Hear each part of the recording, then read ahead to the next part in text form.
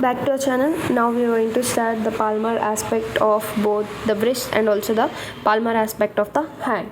So actually the human hand is mainly designed for grasping the things. As you can see, now I'm grasping this pen, right? So to grasp the things and also for precise movements, right, like different movements of your hand and wrist, and also for serving as a tactile organ. So there is a big area in the motor cortex of brain for the muscles of hand. So especially for the muscles of hand only, in our brain we have a special motor cortex. Okay, so the skin of palm, if you see the skin of palm, it's like a very thick. You can observe here, the skin of palm is very thick for protection of underlying tissues, and it's immobile because of its firm attachment to underlying palmar aponeurosis. In the next video we will discuss about palmar aponeurosis. What is it? So in this video mainly we'll discuss about the flexor retinaculum. Okay, so first we are now understanding the introduction, next we'll go on to the flexor retinaculum.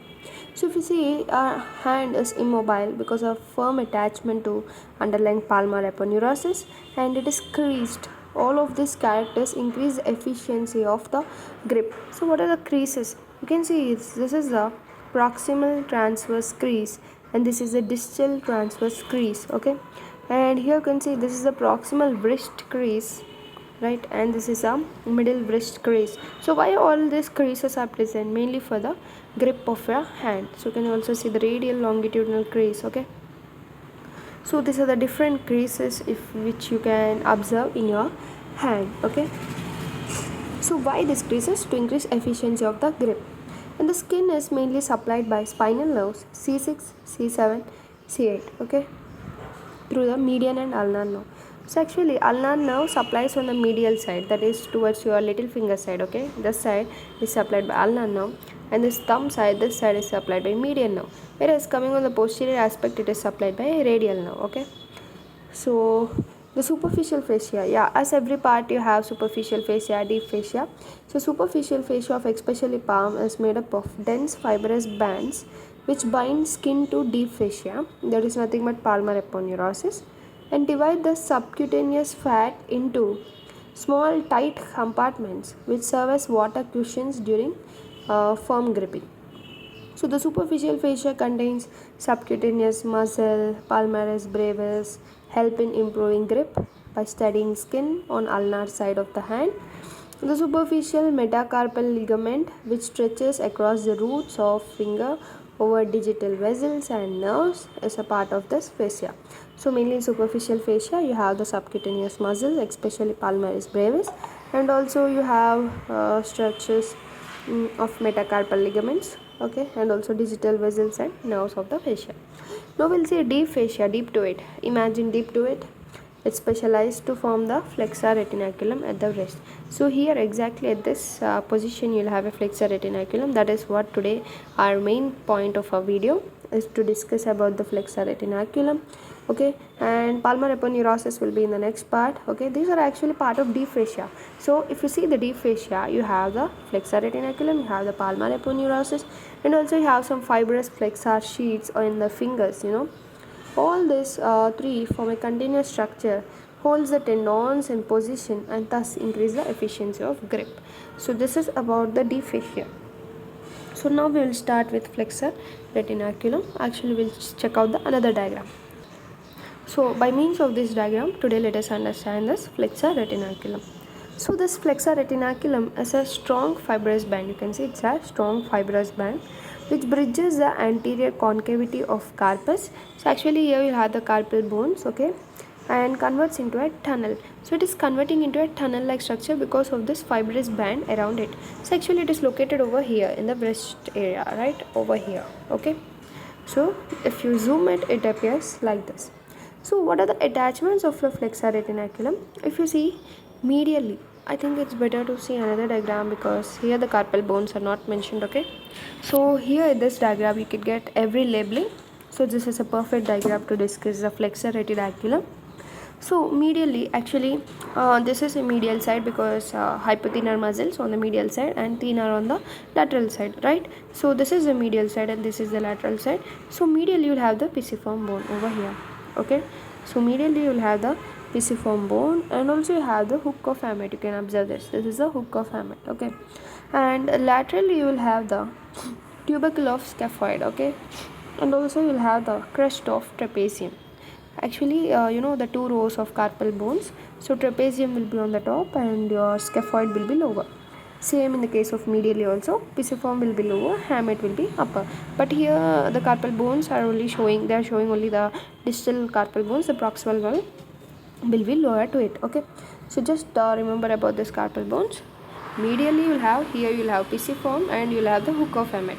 Laterally you will have, this is the trapezium, and you will have the scaphoid bone. Okay, so now we will discuss about the either side of the flexor retinaculum, what are the structures present.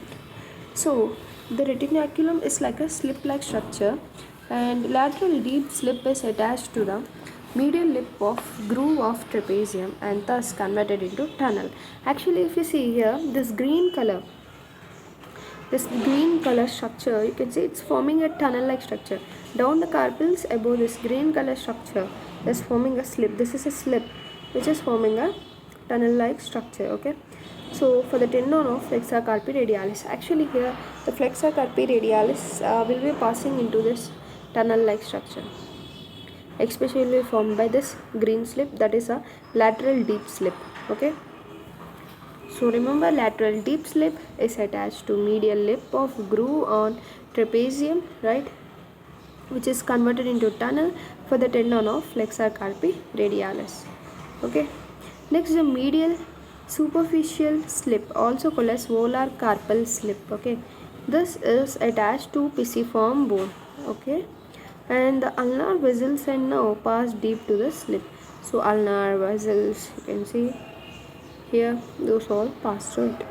So relations, let us check out the relations. The structures passing superficial to flexor retinaculum. So superficial means all these structures are passing superficial, means not they're passing not into the flexor retinaculum but above the flexor retinaculum. So what are those structures? The first one is the palmar cutaneous branch of median nerve. Okay, palmar cutaneous branch of median nerve. Next comes the tendon of palmaris longus, right, palmaris longus, and next comes the palmar cutaneous branch of ulnar nerve, you can see here. Okay, and next comes ulnar vessels. So ulnar vessels are like ulnar artery.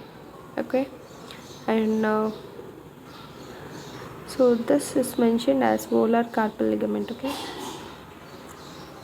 and the thenar and hypothenar muscles arise from the retinaculum. You can see hypothenar and thenar are arising from the retinaculum. So these are all the structures which are superficial to flexor retinaculum. How to remember them? Just remember the palmar cutaneous branch of median nerve.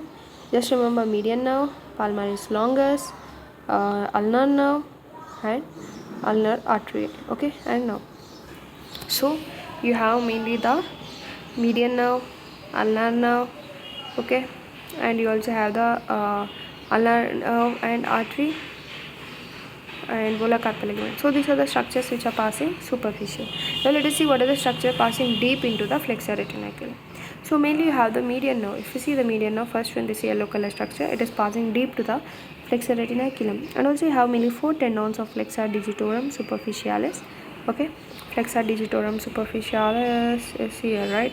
So 4 tendons of flexor digitorum superficialis, and lower you can see the tendons of flexor digitorum profundus also pass deep to it. Okay, and you have the tendon of flexor pollicis longus. So flexor pollicis longus. Okay, and also you have the ulnar and radial bursa. If you see, the radial bursa is around the flexor pollicis longus, and ulnar bursa is around this tendons of flexor digitorum superficialis and also flexor digitorum profundus. Okay, so the tendon of flexor carpi radialis lie between retinaculum and deep slip in the groove of trapezium. What they are saying, the tendon of flexor carpi radialis already we discussed. It is lying between the retinaculum and deep slip in the groove of trapezium. So now we will understand the trick, like how to remember all the structures. Very easy trick. So if you remember all the superficial all the superficial muscles of the forearm. What are the superficial muscles of forearm? If you once again revise them, flexor carpi radialis, flexor carpi ulnaris, palmaris longus, flexor digitorum superficialis, right, pronator teres, pronator quadratus. So if you remember all these superficial muscles of your forearm, right? So actually, of course, pronator quadratus is the deep muscle of the forearm. So just remember the superficial muscles of forearm. All those are like almost here, but among them only the flexor carpi ulnaris and your pronator teres will be not taking part here, because the flexor carpi ulnaris is getting attached to the ulnar side only. It's not coming to the hand. And also your pronator teres, pronator quadratus, if they attached only at the forearm level, so they are not coming to the deep muscles of forearm. What are the deep muscles of forearm? Flexor digitorum profundus, flexor pollicis longus, and also you have pronator quadratus, right? So if you take just the anterior compartment of the forearm muscles, all of them will be over deep to the flexor retinaculum. But remember only the palmaris longus, which is a superficial muscle of forearm, which is actually out of the flexor retinaculum, means it's passing superficial to it. And also remember the median nerve, ulnar nerve, ulnar artery. So to remember this also I have a trick. If you see your hand nerve supply, this side is supplied by ulnar nerve, this side is supplied by median nerve, right? If you remember, this is ulnar nerve, this is median nerve, and back side it is supplied by our radial nerve, right? So just remember that this side by ulnar nerve, this side by median nerve. So those both are outside the flexor retinaculum, and also include the ulnar artery along with the ulnar nerve, okay? And just add the palmaris longus. That's it. Only these are the superficial structures. What are the deep structures? You have first the flexor digitorum superficialis, next flexor digitorum profundus. In between them you have the ulnar bursa. Why ulnar bursa this side? Because it's a medial side. It's a hypothenar muscle side, means medial side. So medial side, ulnar bursa, right? And next you have of course the flexor pollicis. Pollicis means thumb side, so thumb side will be lateral side, right? So it is here. And flexor carpi radialis, of course, lateral side. So around them of course you'll have the radial bursa, because lateral side, radial bursa. So it's just simple logic, very easy one, okay? You can easily remember what are the contents of the flexor retinaculum, and what are passing deep to the flexor retinaculum, and what are passing superficial to the flexor retinaculum. Either if you remember one, it will be easy. It's better to remember the superficial one, because deep one are many structures. So if you remember few of them, you can easily guess the inside one. So what are those outside one? Median nerve, ulnar artery, of course our palmaris longus. That's it. So by this we have completed flexor retinaculum. Very simple topic. Next we'll start with palmar aponeurosis.